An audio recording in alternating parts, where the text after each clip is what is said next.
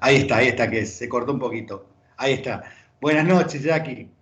¿Cómo Buenas estás? noches, Luce. Sí, finalmente lo logramos comunicarnos. Domingo a la noche, Sí. para que los alumnos sepan de esta disposición tuya de que un domingo estás para nosotros, digamos, ¿no? Con mucho gusto.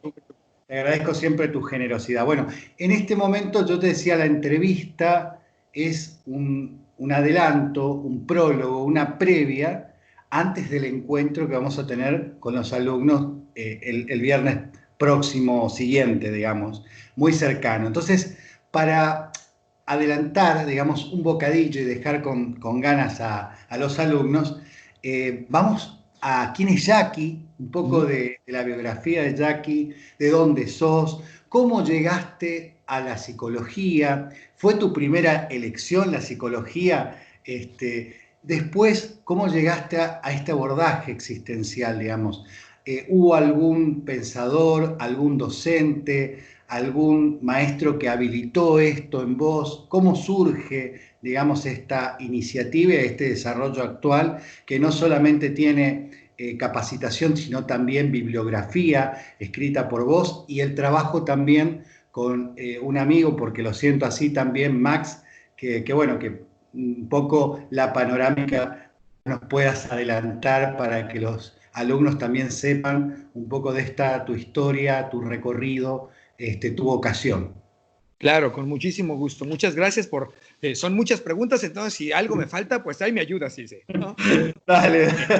Primero decir que, bueno, es interesante que cuando tú le haces cuando tú le preguntas a una persona que está del lado existencial quién es, lo pones en camisa de 11 varas, decimos en México, ¿no? Lo pones en conflicto severo para poder responder esa pregunta.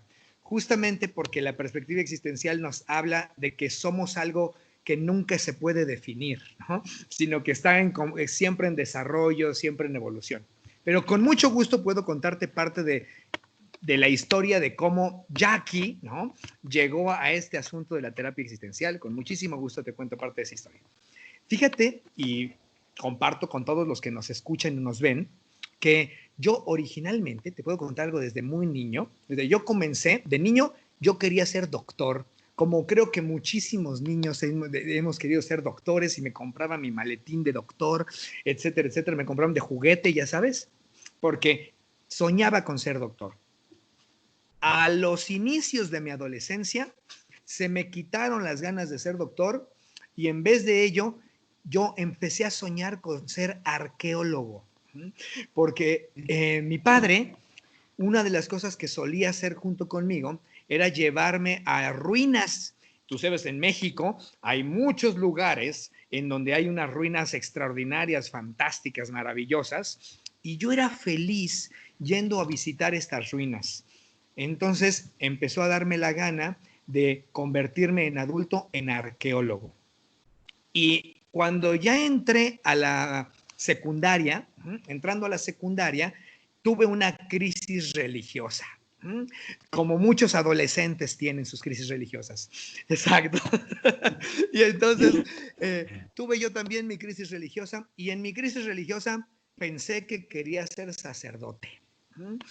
Y entonces me hice a la idea de que yo quería ser sacerdote porque tuve todo este movimiento espiritual en mí, pero debo decir que el amor me salvó de querer ser sacerdote porque me enamoré de una compañerita de la secundaria y cuando me enteré que si yo me incluía en el sacerdocio, tenía que, católico por supuesto, tenía que renunciar a la posibilidad de casarme con una mujer, etcétera, etcétera, dije, eso no es para mí y entonces cambié de idea. Durante mucho tiempo no supe qué quería hacer, a qué quería dedicarme. Más o menos ya al final de la preparatoria, Ilse, a final de mis estudios de preparatoria, es decir, como un año o un par de años antes de entrar a mis estudios de grado a la universidad, en ese momento yo decidí que quería estudiar ciencias de la comunicación. Esa fue mi primera carrera que me convocó, que me sentía que mi corazón estaba ahí. Quería estudiar ciencias de la comunicación o comunicaciones, como también se le llama, porque quería dedicarme a la producción de radio. Yo quería dedicarme a la producción y a la locución. No me interesaba, fíjate, curiosamente, la televisión no me interesaba. Me interesaba el radio. Yo quería dedicarme al radio y entonces empecé a orientarme en esa línea, pero en el último año de la preparatoria, en México se lleva la materia de psicología. Es una materia obligatoria en el último año de los estudios de preparatoria. Y entonces, en esa materia, el profesor de la materia nos dejó leer un libro a todos. Y déjame decirte algo, Ilse, yo desde muy niño, algo de lo que sí le tengo que agradecer a mi padre es que me inculcó el hábito de la lectura, ¿no? Desde muy niño, la lectura es una de las pasiones que más me acompañan. Y entonces nos dejó leer un libro y yo por supuesto lo leí y hago esta mención porque yo creo que fui del 10% del grupo que sí lo leyeron, ¿no? El resto del grupo no lo leyó, ¿no? Leyeron un resumen o nos pidieron a los demás que contáramos, etcétera. Yo sí lo leí. Y el libro se titula El hombre en busca de sentido, de Viktor Frankl. Y entonces yo leí ese libro, Ilse, y lo que recuerdo es que el libro, el libro me movió toda mi vida, toda mi existencia, toda mi cosmovisión. Me acuerdo que cuando terminé de leer el libro, pensé, yo quiero dedicarme a esto el resto de mi vida. Quiero hacer esto el resto de mi vida. Y entonces, aunque ya había empezado a ir a universidades a pedir informes para ver si podía hacer el examen de admisión para inscribirme a la carrera de licenciatura en comunicación, pues cambié todos mis planes para buscar inscribirme en la carrera de psicología. Entonces, yo puedo decir que yo le echo la culpa a Viktor Frankl de haber estudiado psicología. Pero ¿qué crees? En México, igual como sé que ocurre en Argentina, la línea de psicología predominante y más fuerte en el 90% de las universidades en México es el psicoanálisis. Yo no sabía nada de psicoanálisis. Yo, es más, voy a confesarte algo. Y a nuestros amigos que nos observan, por favor no lo digan mucho. Si ustedes dicen que yo lo dije, lo voy a negar, aunque lo tengas grabado. Voy a decir que adulteraste el video, ¿no? Pero voy a confesarles algo. Yo decía cuando leía algunos textos que me dejaban en la universidad que estaba leyendo a Freud. Yo decía, es que Sigmund Freud, y yo oía que mis maestros y mis compañeras hablaban de un tal Freud. Y yo decía, pero ¿quién es ese? Yo no he visto que nos dejen leer a Freud. Yo a quien he leído es a Freud, ¿no? Déjame decirte que tardé como 3 meses ya en la carrera de licenciatura en darme cuenta que el mentado Freud y Freud eran el mismo. De entrada ni cuenta, yo no entendía, ¿sabes? Porque yo no me acerqué a la psicología sabiendo ni siquiera quién era ese tal Freud, o que siquiera que existía. Pero en la carrera, desde el primer semestre, todos los maestros no hacían más que hablarnos de Freud, pero nos dejaban leer de un tal Freud, ¿no? Entonces, bueno, finalmente me di cuenta que se trataba del mismo. Más o menos a la mitad de la carrera, yo empecé a preguntarle a mis maestros de la universidad, oigan, me han hablado mucho de Freud y de Lacan y de Melanie Klein y de muchos otros, incluso hasta algo de Jung, algo de Adler, ¿no? Pero, ¿qué hay de un tal Viktor Frankl? ¿No? Porque yo leí, y fue lo que me hizo estudiar psicología, o sea, por un tal Viktor Frankl. ¿Qué hay de Viktor Frankl? Y mis maestros, todos ellos psicoanalistas, porque en la universidad en la que yo estudié para poder dar clases, era requisito ser psicoanalista. Ese era un requisito. Entonces, incluso teníamos una materia que era análisis experimental de la conducta, o sea, conductismo, y la materia, ¿qué crees? Nos lo dio un psicoanalista. De hecho, nos dio la materia de conductismo, nos la dio un psicoanalista.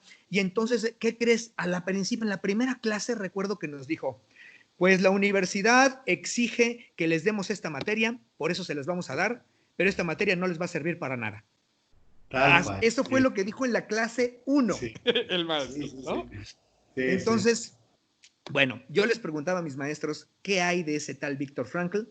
Y todos mis maestros, Ilse, todos me respondían cosas como, Jackie, no pierdas el tiempo en eso, no pierdas el tiempo. Eso es apapachoterapia, me decían. En México, apapacho es la palabra que usamos para referirnos a los mimos, ¿no? A hacer mimos o a dar Ah, mimos a alguien. sí, Entonces, sí, como mimoterapia sería, ¿no? claro. Otros me decían, eso es psicología de puesto de revistas, o de puesto de kiosco de revistas, de kiosco de, ya sabes, ¿no? O me decían, eso es psicología barata, es psicología de andén, ¿no? Psicología de banqueta, me decían, ¿no? Decían, no hagas eso porque eso es psicología para que la gente simplemente le digan, sana colita de rana, si no sana hoy, sanará mañana, ¿no? Me decían, no te metas en esas tonterías, lo cual hería mis sentimientos porque es lo que me había hecho estudiar psicología. Claro. Entonces tuve una crisis vocacional a la mitad de la carrera, más o menos como por el quinto, sexto semestre, tuve una crisis vocacional que me hizo pensar en dejar la carrera de psicología. Entonces, en vez de simplemente votar la carrera de psicología, hice algo distinto. Me fui a inscribir a la Universidad Nacional de México, hice mi examen y todo y lo aprobé, para inscribirme en la carrera de filosofía. Entonces, pensaba yo dejar la carrera de psicología, pero no antes teniendo algo ya seguro de otra carrera, Claro. que era la carrera de filosofía. Y entonces, durante 2 semestres, o un poquito más, estudié ambas carreras simultáneamente, psicología y filosofía. Y honestamente tenía muy poco tiempo para estudiar filosofía porque yo era buen alumno y sí le dedicaba a la carrera de psicología, pero de las pocas cosas que alcancé a aprender en la carrera de filosofía, porque no le dediqué tanto tiempo, de las pocas cosas que alcancé a aprender es que habían diferentes formas de pensar sobre la filosofía y que todas las maneras de pensar la filosofía eran perfectamente válidas, aun cuando entre ellas tuvieran puntos de vista contradictorios o puntos de vista que se oponían entre sí. Eran puntos de vista válidos porque estaban tratando de la subjetividad, tratando de entender algo que no aspiraba a llegar a ser algo comprobable y medible específicamente muy concreto, sino que aspiraba a estar más cercano a la experiencia humana. Eso que aprendí en la carrera de filosofía, yo me empezaba a preguntar si no podría ser también así en la carrera de psicología. Si no podríamos en psicología reconocer que las diferentes formas de pensar son todas válidas y todas pueden enriquecerse unas a otras, como a mí me parece muy valioso lo que tú haces, Ilse, justamente, de poderle ofrecer a tus alumnos un buen panorama de diferentes perspectivas, de diferentes opciones, para que ellos se enteren de que existe algo más que lo que nos dicen que es lo mejor o lo único. Eso no significa que eso que nos dicen que es lo mejor sea malo, simplemente que hay más que eso. Entonces, con esta idea, volví a la carrera de psicología y seguí preguntando qué hay de eso, qué hay de eso. Y afortunadamente, porque te lo juro, le pregunté yo creo que a unos 10, 12 profesores. Afortunadamente, uno de ellos me dio por fin una respuesta que me dejó un poco más satisfecho. Me dijo, Jackie, nadie en esta universidad va a poder informarte bien acerca de ese tal Víctor Frankl. Y por favor, tomen en cuenta algo. No es en una época en la que existía Google. O sea, les estoy Claro. hablando de los 90s. No sé cómo, o sea, yo estudié psicología en los 90s. Y no en los finales de los 90s, a principios de los 90s. Entonces, no existía Google, no existía el Internet. Entonces, no había manera de que yo buscara a Víctor Frankl en el Google y que me aportara un montón de información. Entonces, yo le preguntaba y los maestros me decían, eso no lo va, bueno, este maestro en particular me dijo, eso no lo vas a encontrar en la universidad. Eso es algo que tienes que buscarlo por tu parte.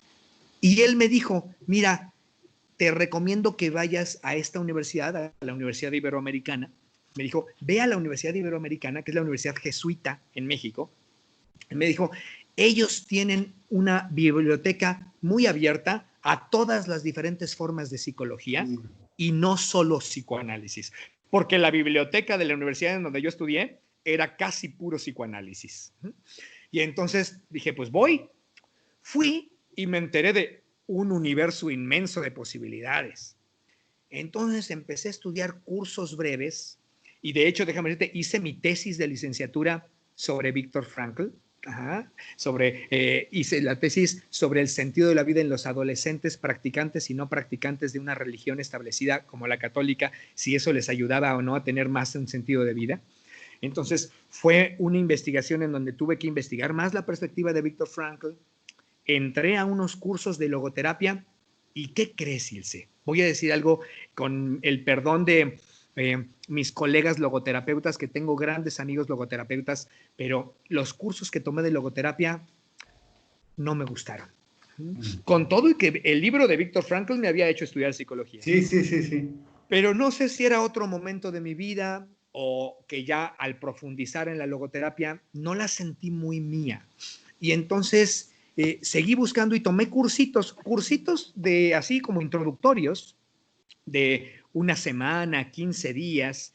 Tomé un curso de psicodrama, tomé un curso de hipnosis ericksoniana, tomé un curso de psicoterapia transpersonal, tomé un curso de Jung, tomé un curso ¿de qué más? Déjame acordarme, de terapia psicocorporal y tomé un curso de psicoterapia Gestalt. Y la Gestalt me fascinó. La Gestalt sentí que era lo mío. Entonces, cuando terminé la carrera de psicología, elegí especializarme y hacer una maestría en psicoterapia de orientación humanista y principalmente gestáltica. Entonces me formé en Gestalt, pero ya en mis estudios en Gestalt, cuando yo estaba estudiando Gestalt, me dieron a leer para estudiar algo de fenomenología, me dieron a leer en mis estudios en Gestalt a Jean-Paul Sartre, algo de Husserl también, y algo de Rollo May, de un tal Rollo May. Y bueno, déjame decirte, aunque yo en mis estudios de Gestalt quedé muy contento, y la Gestalt fue algo que amé y aún amo, ¿no? Y es más, aún participo en congresos de Gestalt, doy clases en institutos de Gestalt, todavía hay gente que me considera gestaltista y yo no lo rechazo para nada esa etiqueta. Descubrí que de todo lo que vi en Gestalt, lo que más me había fascinado era eso que había leído con Husserl, eso que había leído con Sartre y eso que había leído con Rollo May. Pero por un tiempo lo dejé, simplemente era algo que me gustaba y yo era gestaltista. Yo fui a terapia también, como la mayoría de los terapeutas, pues tenemos que ir a terapia, por supuesto. Y mi terapeuta, después de algunas sesiones, me decía, Jackie, tú tienes que leer este libro, ¿no? Y señalaba un libro que tenía ahí detrás de él en su consultorio, estaba en un sillón y atrásito de él tenía un librero y tenía un libro y me decía, tú tienes que leer este libro, tú tienes que leer este libro, Jackie, con lo que me cuentas este libro te va a fascinar, tienes que leer este libro. Tanto insistió mi terapeuta que me compré el mentado libro. El mentado libro se llama Psicoterapia Existencial de Irving Yalom. Pero el libro es un libro que tiene más de 900 páginas, Ilse. Entonces confieso que lo compré y lo acomodé honrosamente en mi librero, pero ahí se quedó como 2 años más. Se quedó como 2 años porque honestamente no tenía mucho tiempo de sentarme a leerlo hasta que en unas vacaciones de Semana Santa, me acuerdo, en las vacaciones de Semana Santa dije, me tengo que poner a leerlo y entonces lo leí. Yo en ese entonces ya trabajaba como terapeuta gestáltico. El libro me volvió a provocar algo parecido a lo que me había provocado años atrás El hombre en busca de sentido de Viktor Frankl. ¿Sabes? Me volvió a mover todo mi panorama, toda mi sensación de mí mismo y del mundo. Y no solo eso, modificó mi práctica terapéutica. Porque mis pacientes, perdón, yo en ese entonces estaba empezando ya a dar clases, pero ahorita me refiero a mis pacientes empezaron a decirme, Jackie, ¿qué te pasa? Últimamente andas muy filoso. Me decían, Jackie, últimamente nos vamos hasta la cocina, ¿no? Jackie, ¿qué pasa? Que últimamente nuestras sesiones son mucho más profundas que antes. Y todo ello por haber leído el libro de Yalom, Psicoterapia Existencial. Tanto me gustó que me decidí a leer todo lo que hubiera de Yalom. Leí todo lo de Yalom. Yalom se refería en sus libros de vez en cuando a Rollo May. Entonces me recordó lo que yo había leído en mi formación como gestaltista. Pues me conseguí todo lo de Rollo May, leí todo lo de Rollo May también. Y yo yo quería más y quería formarme y entrenarme en terapia existencial. Y en aquel entonces el Internet ya existía, estoy hablándote de 1999, 2000, por ahí más o menos, ya existía el Internet, pero no existía Google, tal vez te acuerdas, el buscador famoso de aquel entonces era Altavista, se llamaba, ¿no? Sí, sí. ¿Te acuerdas? De Altavista era exactamente. Y entonces yo me metí a Altavista, puse terapia existencial, psicoterapia existencial, y me aparecieron, todavía me acuerdo, 117 páginas que podía yo revisar. 117, porque si tú ahorita pones psicoterapia existencial, te aparecen más de 1 millón. Pero Sí, en sí, aquel ahora ya. entonces, exacto, en aquel entonces, psicoterapia existencial, y me aparecieron 117. Tuve perfectamente tiempo en un par de semanas de revisar las 117 páginas que hablaban de psicoterapia existencial. Lo cierto es que de las 117, 110 eran comerciales del libro de Irving Yalom. Eran librerías que vendían el libro de Irving Yalom. Pero una de ellas me condujo a la página de Irving Yalom, justamente la página de Irving Yalom. Él tenía una página. Y entonces entré a su página y le escribí, ¿no? Le escribí con mi mal inglés que tenía en ese momento. Sigue siendo malo, pero en ese entonces era más malo todavía, ¿no? Entonces, con mi mal inglés de aquel momento, le escribí en la página diciendo, ya leí todos los libros de Yalom, ya leí todos los libros de Rollo May, quiero más, me interesa entrenarme en esta forma de pensar, en esta forma de trabajar. ¿Saben ustedes dónde puedo entrenarme? Y me contestó un mail firmado por Irving Yalom, porque yo pensé que me iba a contestar, no sé, una secretaria o algo por el estilo, pero me contestó un mail firmado por Irving Yalom que decía, hasta donde yo sé, esto no se enseña en ningún lugar del mundo. Estamos hablándote de 1999. Yalom estaba mal informado, porque en Inglaterra se enseña la terapia existencial formalmente desde el 85. Entonces Yalom estaba mal informado. Pero eso fue lo que Yalom me contestó, ¿no? Y entonces yo le respondí, emocionado de que mi ídolo, ¿no? Mi ídolo de quien yo era fan, ¿no? Mi ídolo me respondiera. Es como si me hubiera respondido, no sé, Shakira o algo por el estilo, ¿no? Entonces me respondí a Irving Yalom, pues yo le volví a escribir diciéndole, ¿y tú? ¿Tú no lo enseñas? ¿Tú no das cursos? Me respondió, no, ya estoy casi retirado para dedicarme únicamente a escribir y a la práctica clínica. Me dijo, yo ya casi no doy clases, entonces no. Y yo le respondí de nuevo diciéndole, pero si tú no lo enseñas y nadie lo enseña, esto se va a morir, no puede ser. Y entonces me respondió diciéndome, bueno, mira, el próximo año, en el 2000, me dijo, en el próximo año va a haber un congreso que es el Congreso de la Evolución de la Psicoterapia. Este congreso, Ilse, le llaman el Woodstock de la psicoterapia. Y le llaman el Woodstock de la psicoterapia porque es un evento en donde asisten las vacas sagradas de todos los enfoques terapéuticos en la actualidad. Y entonces ya lo me estaba invitado. Y me dijo, en ese congreso yo voy a dar un par de talleres. Pues si quieres ven al congreso y tomas los talleres. Obviamente me inscribí al congreso, fui, conocí a Yalom, me entré a sus talleres, por supuesto, fui a sus conferencias, también fui a las conferencias de James Bugenthal, que tenía una línea muy parecida, de Thomas Szasz, que también tenía una línea muy parecida, ¿no? Y entonces me empapé un poco más de todo esto, y al final había firma de libros en la conferencia. Y entonces yo hice mi fila, yo llevaba mi libro de Yalom, por supuesto, hice mi fila para que Yalom me firmara. Y llegué con Yalom, él me firmó, y cuando me estaba firmando el libro, le dije, soy el de que te escribe desde México. ¿Me recuerdas? Y me dijo, ah, sí, claro, qué bueno que sí pudiste venir al evento, ¿no? Y no sé de dónde me salió Ilse, no sé de dónde, pero fue como un impulso, ¿sabes? Como un impulso que no pude detener, porque de pronto le dije, te invito a cenar. Y él estaba firmándome mi libro y hasta hizo una pausa, ¿sabes? Así como que no se lo esperaba. Yo creo que hay muy poca gente que de pronto lo invita a cenar, porque se quedó quieto y me volteó a ver, ¿no? Yo estaba de pie y él sentado, ¿no? Entonces me volteó a ver y entonces yo pensé rápidamente, ¿no? Ahí mi mente funcionó hábilmente porque funcionó rápido, ¿no? Porque pensé, este va a pensar mexicano, de seguro me va a querer secuestrar o va a querer a lo mejor, no sé, va a hacer algo de narcotráfico o algo así, me vio más morenito o va a ser terrorista. Ya ves cómo los gringos son paranoides, ¿no?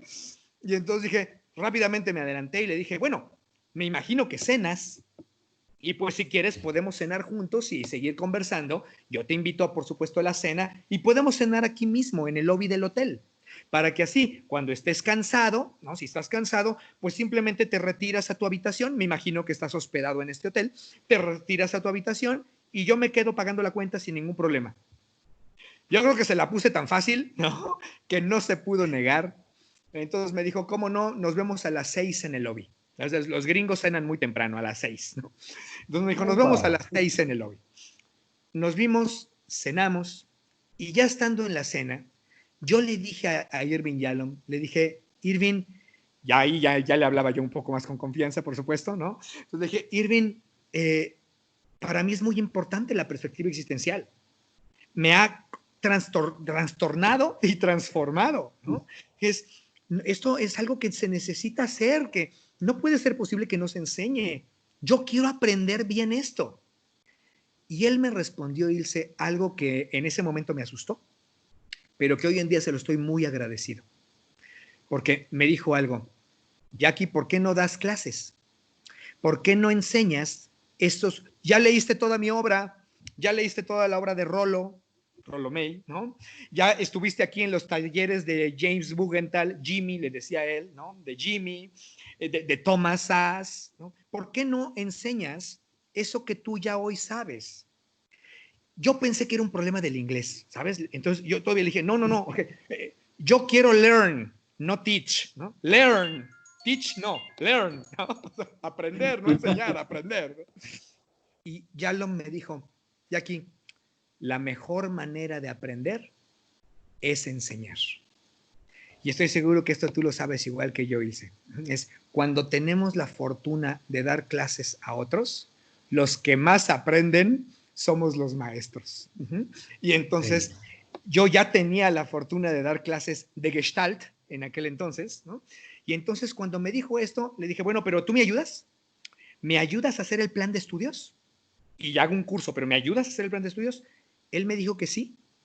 Y durante los siguientes 2 años estuvimos en comunicación por mail, él ayudándome a hacer un programa de estudios que fue con el que yo empecé a dar clases de terapia existencial en México, con un programa que me ayudó Yalom y que duraba originalmente, Ilse, 1 año de formación.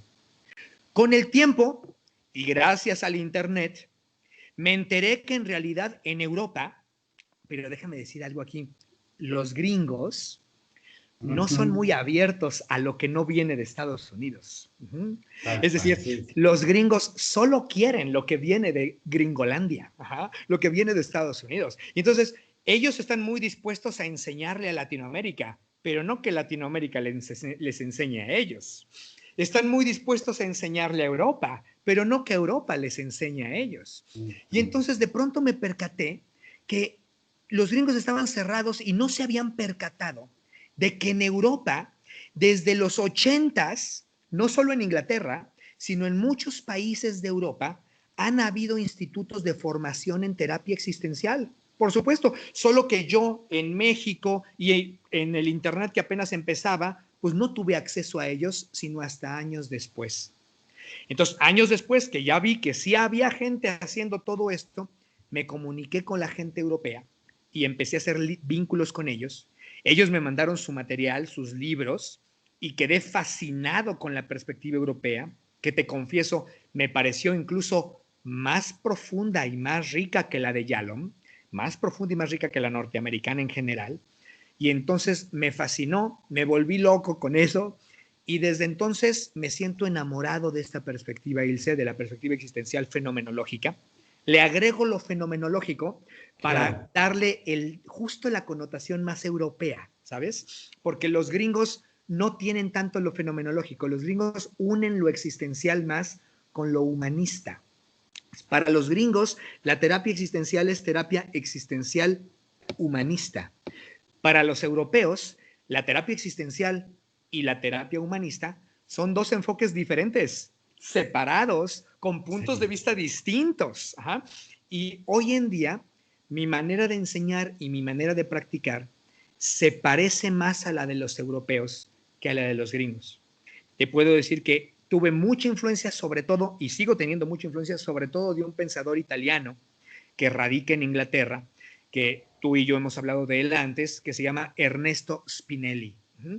Ernesto Spinelli es mi superhéroe favorito, ¿no? Yo digo que son mis superhéroes. Así ya ves que los jóvenes ahora se pusieron de moda los superhéroes, ¿no? Sí, sí. Entonces, yo tengo también mi salón de la justicia, ¿no? Entonces tengo mi salón de superhéroes. Por supuesto, Yalom tiene un lugar de honor y lo tendrá siempre, ¿no? Pero mi superhéroe favorito se llama Ernesto Spinelli. Y junto con Ernesto Spinelli, por supuesto, hay toda una galería de superhéroes como Emmy Van Deurzen, Hans Kohn, Todd Dubose, Miles Groth, Simon Duplock, Greg Madison. Puedo nombrar muchos que han estado desde hace muchos años, desde los 80s, han estado profundizando en estos estudios de la perspectiva existencial y que entonces pues nos llevan unos pasos adelante y claro que pueden enseñarnos y desde ahí allanarnos un poco el camino, hacérnoslo un poco más fácil, porque llevan más tiempo que nosotros en este camino de la reflexión de la terapéutica existencial. Ellos, varios de ellos, hoy me plazco con muchísimo orgullo de llamarles mis amigos. Ernesto es uno de ellos, ¿no? Ernesto, yo soy fan de Ernesto Spinelli, pero puedo llamarlo mi amigo, puedo presumir que Ernesto a veces es una presunción vilmente que voy a hacer aquí entre nos, ¿no? Ernesto me ha pedido mi opinión, ¿no? Sobre cosas que escribe, a veces escribe un artículo y me dice, acabo de escribir este artículo, ya aquí te lo mando para que me digas qué opinas, ¿no? Con lo que yo me siento absolutamente honrado, por supuesto, ¿no? Que mi ídolo me pida mi opinión, ¿no? Entonces, por supuesto, es fantástico para mí ese. Hoy, Ilse, me siento muy feliz de ser parte de un movimiento internacional mundial que es cada vez más, que está en renovación absoluta, porque la perspectiva existencial había quedado un poco como lejos del interés de la gente, en gran parte porque no se conocía, pero gracias al Internet y a todos estos medios, hoy en día la perspectiva existencial ha crecido enormemente. Déjame decirte que del 2000 al 2020, del 2000 al 2020, se han escrito, porque hay investigaciones sobre esto, del 2000 al 2020 se han escrito más artículos y más libros de terapia existencial que desde que se publicó el primer libro de terapia existencial, que fue en el primer artículo, no fue un libro, el primer artículo, que fue en 1929. El primer artículo de terapia existencial lo escribió Ludwig Binswanger en 1929, Ilse, antes de los 30, en el 29. Sí. Bueno, del 29 al 2000 se escribieron menos libros y artículos de terapia existencial de los que se han escrito del 2000 al 2020, en solo 20 años. Y en los últimos 10 años, se ha escrito más del 70% de esos textos. Es decir, hoy en día, la terapia existencial es un enfoque de vanguardia, es un enfoque novedoso y es un enfoque que tiene mucho que ofrecernos. Es una teoría viva, que está en plena evolución, que está en pleno desarrollo. Y entonces desde ahí estoy muy contento de poderte contar esta historia porque me entusiasma, me apasiona, me enamora de poder ser parte de este movimiento y de poder aportar mi granito de arena, ¿no? De poder aportar a esto. Eso es algo lindo. Cuando los alumnos estudian algo como psicoanálisis, lo que pueden aportar es poco con respecto a todo el edificio, es más que el edificio, la ciudad psicoanalítica que hoy existe y que está bien que exista.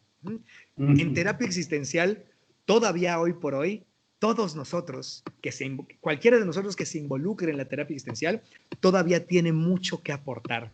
Todavía tenemos mucho que decir, porque está en pleno crecimiento, y es un crecimiento exponencial. Perdóname lo extenso del relato, No, pero como bárbaro. visto me emocionó. Sí. Me encanta, ¿sabes por qué? Porque de eso se trata.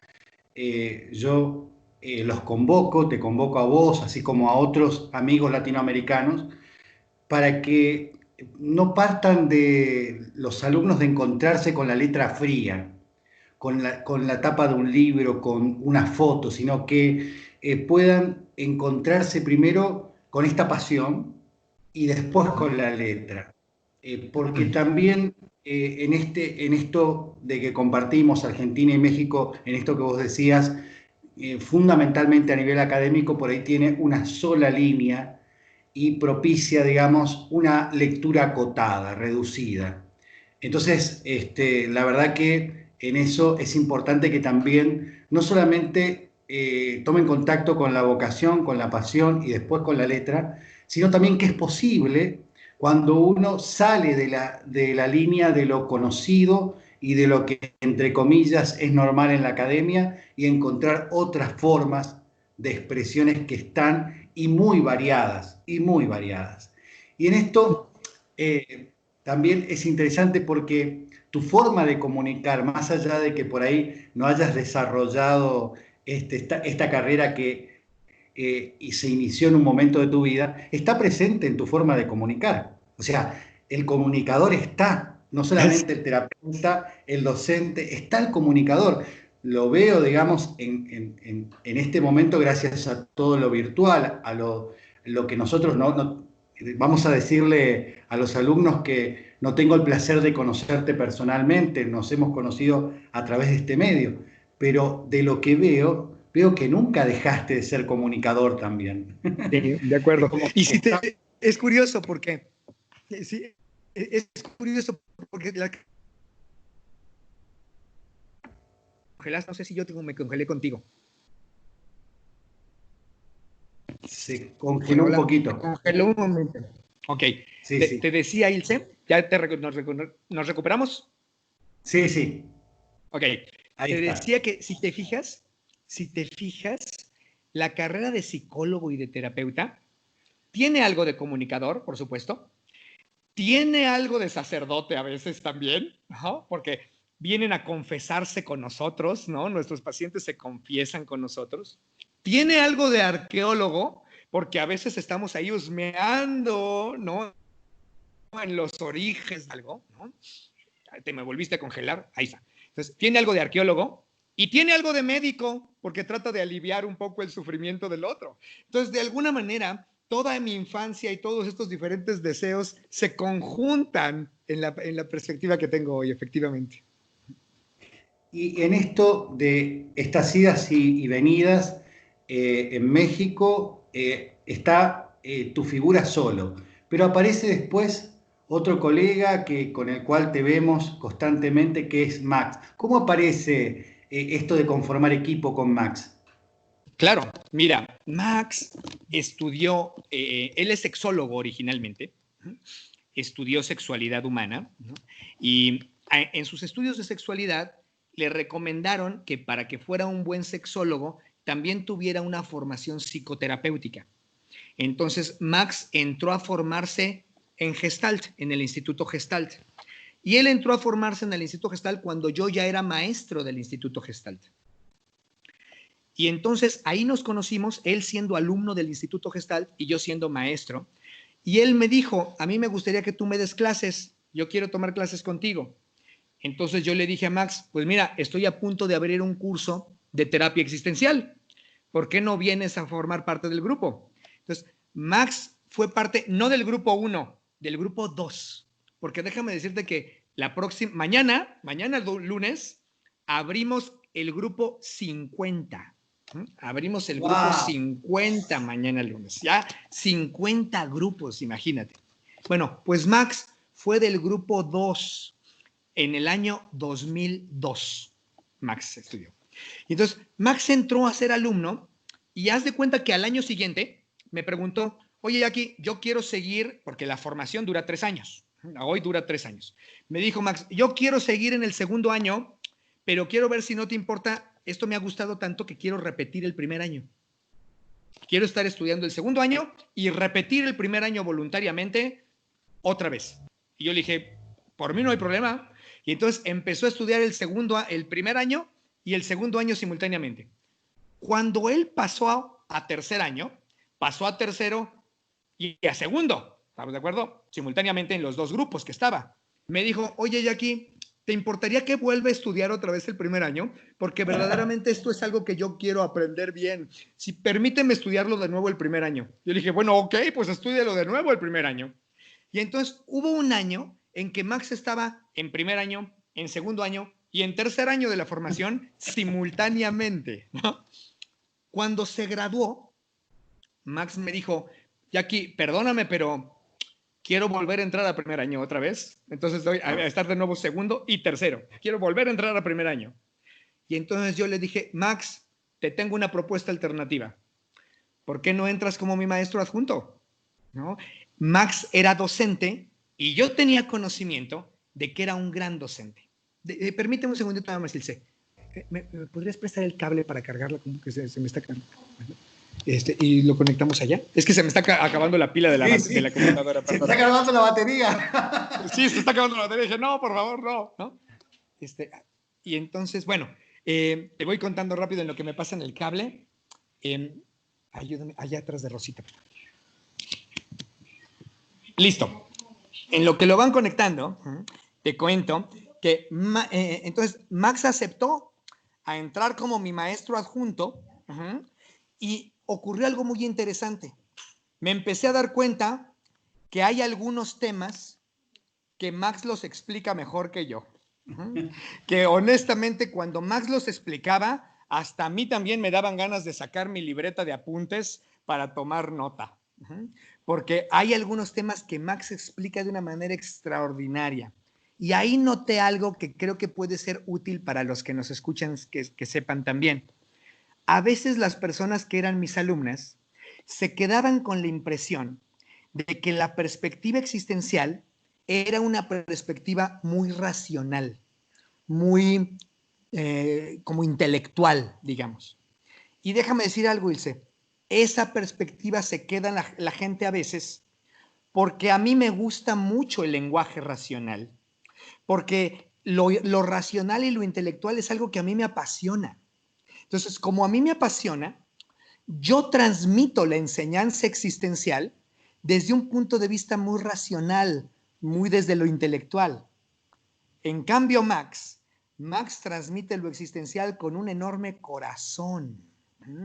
Entonces, a veces estábamos dando clases y dando el mismo tema, yo les contaba a mis alumnos y mis alumnos tomaban nota y apuntaban, y cuando Max se los contaba, tenían lágrimas en los ojos y su corazón vibraba todo y decía, ¡wow!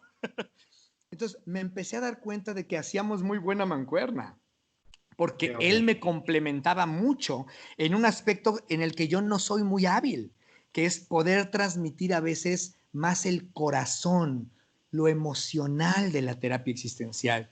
Y sabes, la terapia existencial también es muy emotiva, muy emocional.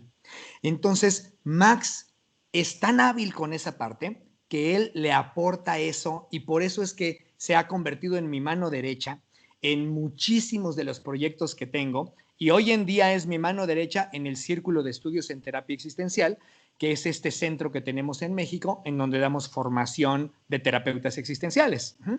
Justo así fue con Max. Entonces, a veces presumimos que Max es el único fósil del Instituto del Círculo Existencial en México, ¿no?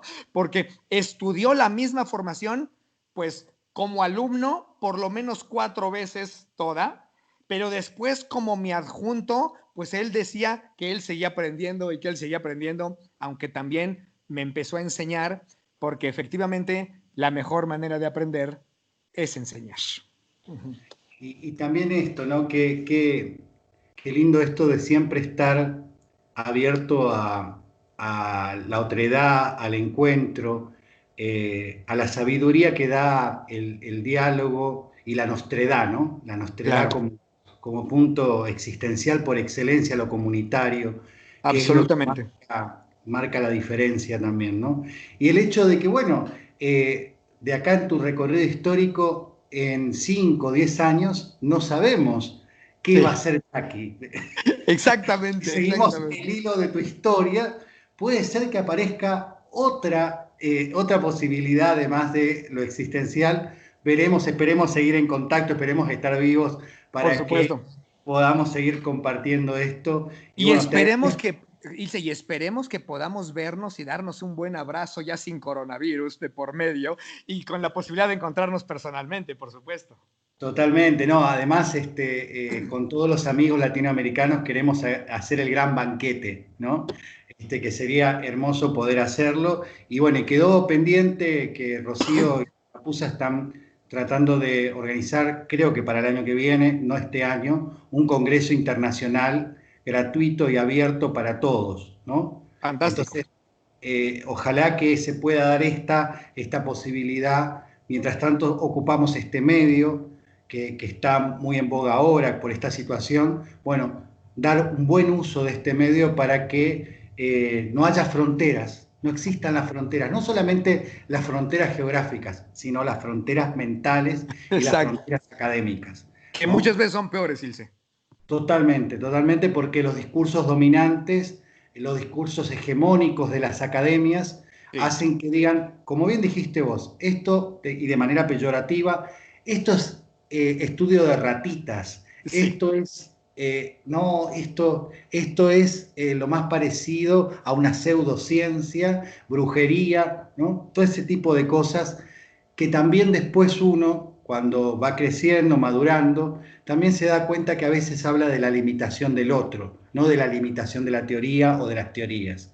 De Entonces, por acuerdo. eso esto que vos decís, separar, no es lo mismo Freud o Lacan que los psicoanalistas, ¿no? A Ujú. veces el problema no es Freud o Lacan, porque Sí, toda la riqueza que le han donado a la humanidad está presente para ser leída y aprovechada. El problema es lo político, lo partidario, los egos, los kioscos, ¿no?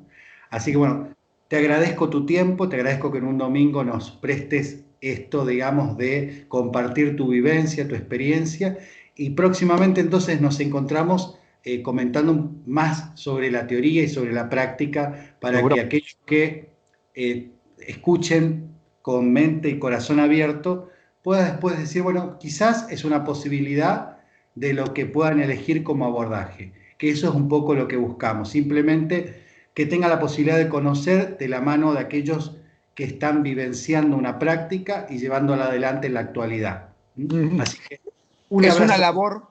una labor honorable, Ilse. Muchísimas, muchísimas gracias, porque de verdad creo que no quiero sonar a que es un simple halago, es de verdad algo que creo. Creo que estás haciendo historia, o sea, estás haciendo algo que es muy importante y que es un documento muy valioso.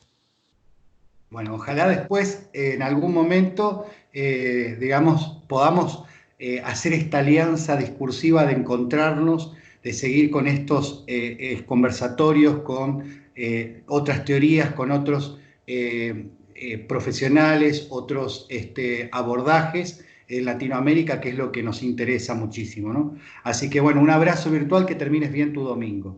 Gracias, Ilse. Y oye, vas a ver pronto también a Andrés, ¿verdad? ¿O ya lo viste?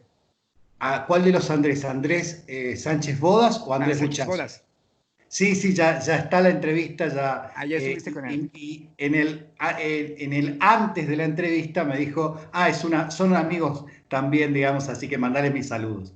Y te iba a decir, si no lo has visto, por favor, salúdame mucho, Andrés. Oh, sí, Perfecto. así que, pero les cuento, ustedes hacen el anticipo. Ah, bueno, me dice, porque ustedes están primero y después viene él.